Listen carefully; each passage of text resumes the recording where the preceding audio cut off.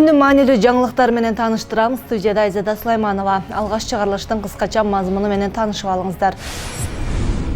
Садыр Жапаров Москвада $100 миллион насыя алууну сүйлөшөт. Президенттин 4 сап ыр Садыр Жапаров телеграм каналы аркылуу ыр менен кайрылуу жасады.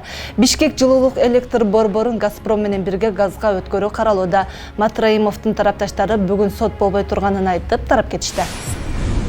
Президент Садыр Жапаровдун Москвага расмий сапары учурунда Евразиялык фонддон $100 миллион насыя алууну сүйлөшөт. Бул тууралуу жергиликтүү маалымат агенттигине берген маегинде Тышкы иштер министри Руслан Казакбаев билдирди. Анын айтымында насыя өлкөнүн экономикасын колдоого, социалдык секторго жана финансылык тармакта жумшалат. Москвадагы жолугушууда өнөр жай, тышкы саясат жана мигранттар боюнча маселелер козголору дагы айтылды. Президент Садыр Жапаров өзүнүн телеграм каналы аркылуу элдерди сабырдуулукка чакырды. Ал чек ара маселеси чечилерин, кара тизмеге кирген уурулар камаларын белгилейт. Бул билдирүүсүн ал 4 сап ыр менен коштогон. Айтылган сөз атылган ок, аккан суудай шарага шашылып, адашпайлы биз адамдар аңтарылып чачылып, кээде байкап кээ бир адамдардын мүнөзүн таң каласың айлан кетип баш кагып. Белгилей кетсек, Садыр Жапаров буга чейин дагы бир нече жолу ыр түрүндө кайрылуу жолдогон.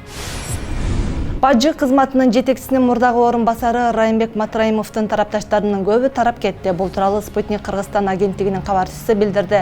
Алар УКМКнын имаратынын жанында митингге чыгып, андан кийин 1-май райондук сотуна бет алышкан. Болжолдуу маалыматтар боюнча Матраимовдун баш коргоо чарасы каралмак.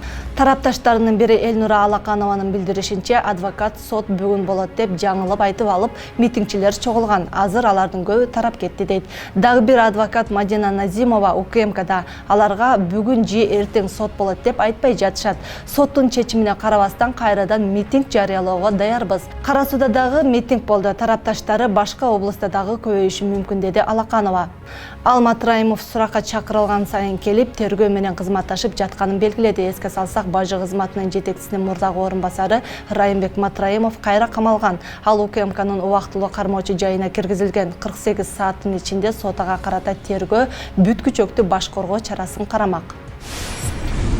Бишкек жылуулук электр борборун Газпром менен бирге газга өткөрүү каралууда. Бул тууралуу Тышкы иштер министри Руслан Казакбаев 24 агенттигине берген маегинде билдирди. Анын айтымында президент Садыр Жапаров Россияга расмий сапары учурунда газдын баасын талкууламак.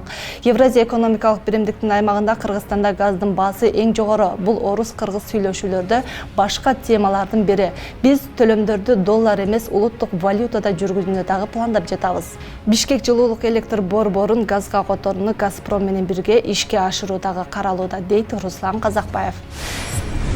Кече Чүй облусунун координациялык тобунун кеңешмеси өттү. Ага өкмөттүн Чүй облусундагы ыйгарым укуктуу өкүлү, шаар мэрлери, район башчылары жана облустагы тармактык мамлекеттик органдардын жетекчилери катышты. Чүй облусунун аймагында 225 стратегиялык маанидеги объектилер бар. Катышуучулар аталган ишкана мекемелердин облустук жашоочулары жана социалдык экономикалык абалы үчүн маанилүүлүгүн белгилешти. Айта кетсек, 2019-2020 жылы 26 стратегиялык объектиде текшерүү иш-чаралары жүргүзүлгөн. Ал эми 6 мекемеде окутуу жана машыгуулар өткөн. Ушуну менен жаңылыктын бүгүнкү түрмөгүн аяктайбыз. Биздин эфирде аба ырайы улантат. Бизден алыстабаңыздар.